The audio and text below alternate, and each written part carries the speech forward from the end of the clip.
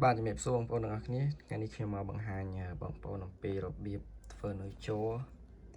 ឬក៏យើងហៅថានុយសម្បត្តិនិមិត្តហ្នឹងបងប្អូនសម្រាប់យកទៅបបកត្រីហើយនុយជោម៉ូតនេះគឺតូចបងប្អូនຂະຫນាតសម្រាប់ប្រើលេងត្រីស្រែបងប្អូនអូខេអញ្ចឹងយើងទៅតាមដានការធ្វើទាំងអស់គ្នាបងប្អូន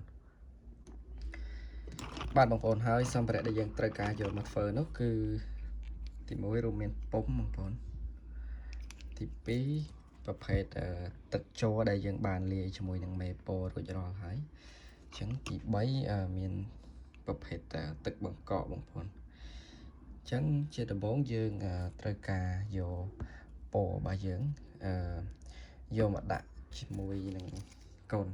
បុំរបស់យើងនេះបាទហើយអញ្ចឹងខ្ញុំប្រើពណ៌ក្រហមបងប្អូនដើម្បីដាក់វាហើយនឹងពណ៌ខៀវបន្ទាប់ពីយើងមានសម្ភារៈគ្រប់ហើយយើងយកពុម្ពរបស់យើងមកហើយយើងយក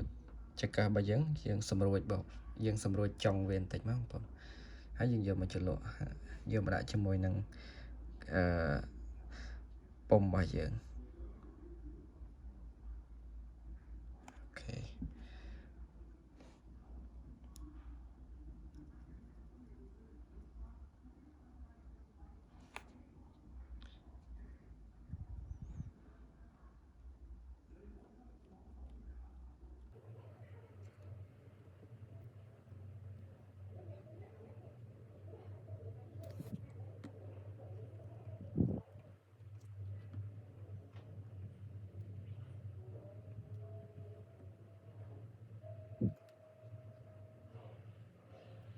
អូខេបងប្អូនអញ្ចឹងពណ៌ក្រហមយើងបានដាក់បានប៉ុណ្ណឹងហើយអញ្ចឹងខាងក្រោយយើងដាក់ជាមួយនឹងពណ៌ខៀវហើយយើងធ្វើការសម្អាតពណ៌ក្រហមចេញពីឈើយើងហ្នឹងបងប្អូនឬក៏បងប្អូនមានឈើពីរក៏បានដែរយើងស្រួលកុំឲ្យពិបាកយើងបងអញ្ចឹងយើងបន្ទាប់ពីសម្អាតឈើហើយយើងយកមកច្រឡក់ទឹកខៀវមកយើងដាក់ទៀតបើសិនជាវាប្រឡាក់ទៅកន្លែងផ្សេងយើងអាចយកដៃជើសម្អាតបានហ្នឹង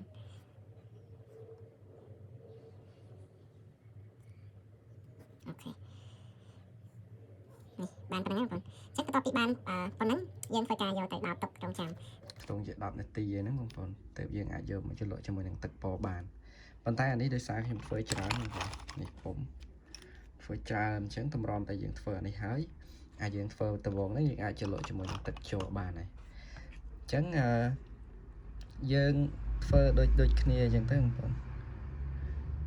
យើងធ្វើវាម្ដងមួយតតែអស់ពុំយើងអញ្ចឹងណាហើយសម្រាប់សម្ភារៈទាំងអស់ហ្នឹងបើសិនជាបងប្អូនត្រូវការយកទៅធ្វើអីខ្ញុំមានលក់ជាឈុតណាបងប្អូនអញ្ចឹងជាឈុតវាហ្នឹងវាមានទឹកជ័រមានទឹកបង្កកមានពុម្ពមានអីផ្លែអីគ្រប់ទៅបងប្អូនអាចយកទៅធ្វើបានអញ្ចឹងណាហើយបើសិនជាបងប្អូនមានចំណាប់អារម្មណ៍ត្រូវការអីបងប្អូនអាចតាក់ទងមកខ្ញុំបានតាមរយៈលេខទូរស័ព្ទដែលខ្ញុំដាក់នៅលើវីដេអូហ្នឹងបងប្អូនឬក៏បងប្អូនអាចឆាតមក page Facebook ខ្ញុំក៏បានដែរមានឈ្មោះដូច channel YouTube អញ្ចឹងបងប្អូន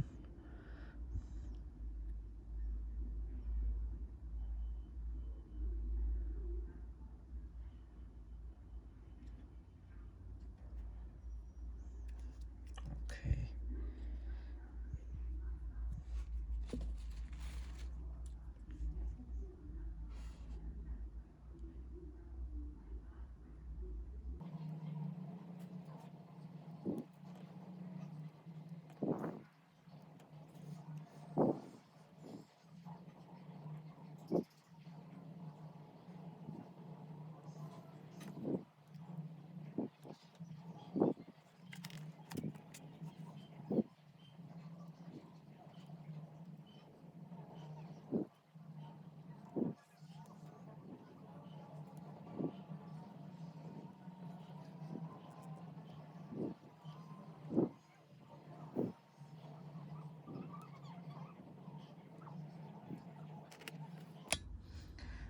បាទបងប្អូនអញ្ចឹងក្រោយពីយើងបានដាក់ពណ៌វារួចរាល់អញ្ចឹងហើយយើងយកមកជ្រលក់ជាមួយនឹងទឹកពណ៌លឿងនេះបងប្អូន នេះជាប្រភេទទឹកជ័រដែលយើងបានលាយជាមួយមេពណ៌រួចហើយអញ្ចឹងបងប្អូនបាទយើងជ្រលក់អញ្ចឹងទៅហើយលើកមកយើងរៀងកោសវាបន្តិចហើយយើងបង្វិលវាឲ្យជ័រហ្នឹងវារត់សប់ស្មើលើពុំរបស់យើងបងប្អូនរួចហើយយើងយកមកជ្រលក់ជាមួយនឹងទឹកបង្កកបន្ទាប់ពីនេះទៅយើងយកទៅដោតវាទុកចោលប្រហែលជា10ទៅ15នាទីទៅបងប្អូនឲ្យវាស្ងួតជាមួយនឹងទឹកបង្កកនេះហើយបានយើងចាប់ផ្ដើមយកមកជ្រលក់ជាមួយនឹង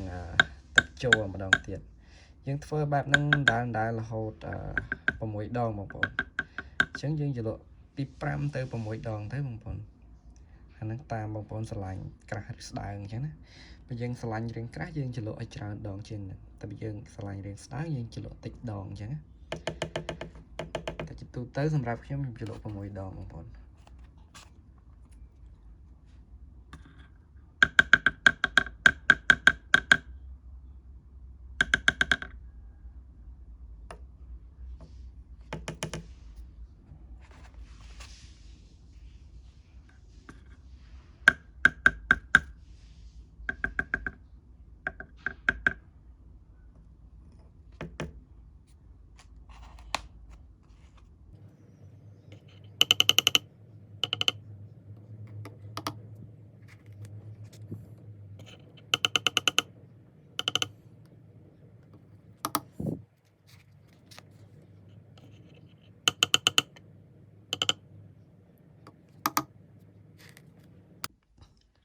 បាទបងប្អូនអញ្ចឹងក្រោយពីយើងបានជ្រលក់វា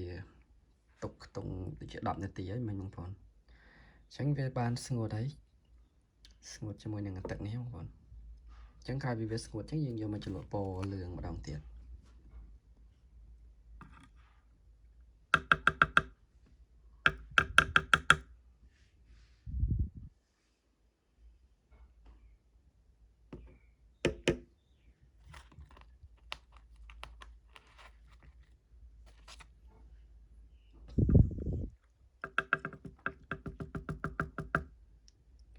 អញ្ចឹងយើងធ្វើដានហ្នឹងបងប្អូនយើងជ្រលក់ហើយយើងជ្រលក់ជាមួយទឹកបង្កកអញ្ចឹងមករហូតដល់វាគ្រប់6ដងបងប្អូនចង់ជ្រលក់ពណ៌លឿងនេះទាំង6ដងក៏បានឬក៏បងប្អូនជ្រលក់អានេះ3ដងហើយទៅជ្រលក់ជាមួយនឹងពណ៌ស3ដងក៏បានដែរអត់បញ្ហាទេបងប្អូនគាត់ថាបើសិនជាយើងជ្រលក់អានេះ3ដងទៅជ្រលក់អានោះ3ដងវាជួយឲ្យយើងកាត់បន្ថយការប្រើអស់អានេះច្រើនណាព្រោះអានេះវាត្រូវការលេបពណ៌អញ្ចឹងបើយើងជ្រលក់អានេះតែ2ដងឬក៏3ដងហើយចាំយកទៅជ្រលក់ជាមួយនឹងពណ៌សបង្គ្រប់វាធ្វើឲ្យយើងបន្សំអានេះបានច្រើនវាអត់ចោះ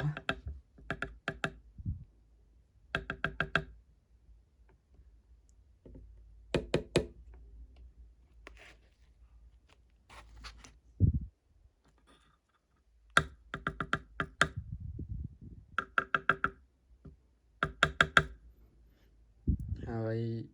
អានេះខ្ញុំជ្រលក់តែ2ដងទេបងប្អូនជ្រលក់ពណ៌លឿង2ដងទេអញ្ចឹង4ដងទៀតខ្ញុំមកជ្រលក់ជាមួយនឹងពណ៌ស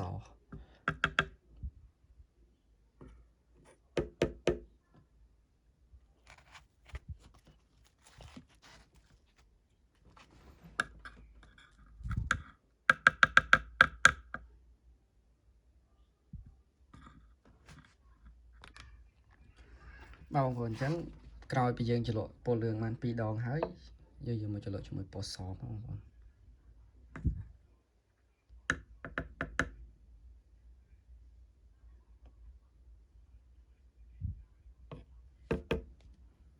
អញ្ចឹងយើងជ្រលក់ពណ៌សនេះចំនួន4ដងទៀតបងប្អូនប្រគ្រប់6ដងណាក្រោយពីយើងជ្រលក់បាន6ដងហើយយើងត្រូវទុកវាមួយយប់បងប្អូនអានឹងសម្រាប់ខ្ញុំតែបងប្អូនអាចទុក4-5ម៉ោងក៏បានដែរតែយើងត្រូវការហាលថ្ងៃដើម្បីឲ្យវាស្វិតល្អពេលយើងទុកក្នុងម្លប់យើងទុកឲ្យយូរបន្តិចទៅបងប្អូន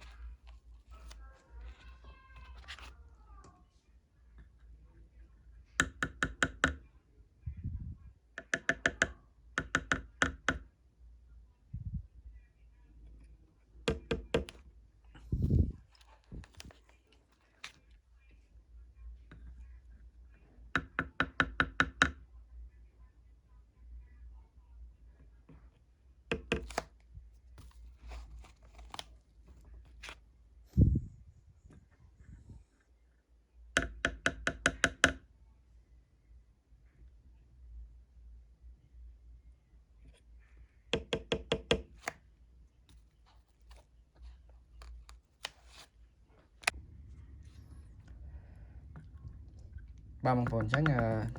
អានេះយើងត្រូវការចលក់វា4ដងទៀតណាអញ្ចឹងអានេះបាន2ដងណាចាំពេលបាន6ដងយើងទុកវាចោលមួយយប់ទៅពេលស្អែកឡើងយើងអាចដកចេញពីពុម្ពបានហើយអានេះជាទូទៅខ្ញុំធ្វើពេលល្ងាចបងប្អូនអញ្ចឹងព្រឹកឡើងខ្ញុំដកវាចេញពីពុម្ពបងប្អូន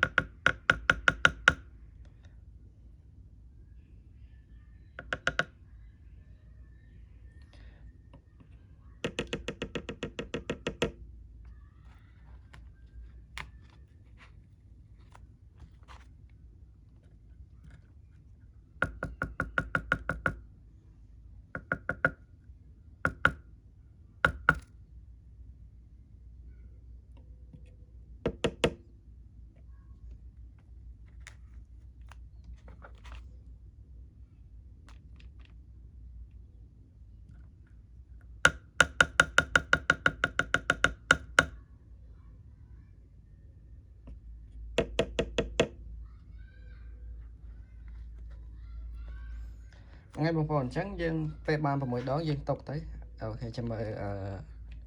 ពេលស្អែកឡើងខ្ញុំដកចេញពីពុម្ពឲ្យមើលអ្នកគ្នាបងប្អូន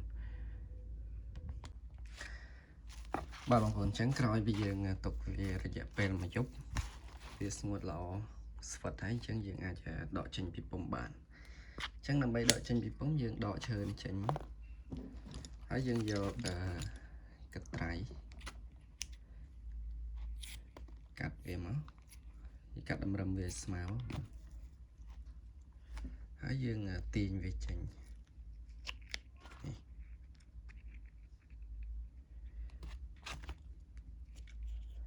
ចឹងយើងដកវាយើងធ្វើដូចគ្នាចឹងបងប្អូនកាត់តម្រឹមឲ្យស្មើហើយយើងទាញវាចេញតាមក្រោយហ្នឹង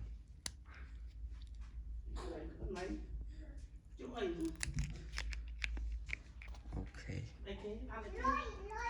ចឹងបន្ទាប់ពីបានប៉ុណ្ណឹងយើងអត់ទាន់ហើយទេបងប្អូនយើងនៅថែមភ្នែកវាបន្តិចទៀតมันลุยปีหน้าหนูปักเขาโอเคผมมองไปเจอริมจุ่มคนมาลุยปีหน้าไปเอาจุ่มเลยติดไอ้ចឹងយើងយកសៃយើងមកចលក់ចូលក្នុងទឹកចូលហើយយើងយកមកផ្ដិតវាមានមកផ្លើឲ្យôngจุ่มเลยติดអាទេមានប្រមាណ100000បាទមួយប្រមាណនេះបងប្អូនមានមកផ្លើឲ្យôngจุ่มតិចអាទេបាទប៉ុណ្ណឹងយើងអាចប្រើបានហើយបងប្អូនចឹងមួយម៉ាក់អាទេរួចប៉ុណ្ណឹងយើងយកដាក់ផ្លែទៅយើងអាចយកទៅប្រើប្រាស់បានហើយបាត់វិញបាត់វិញពុតបើអាក្រៅនោះ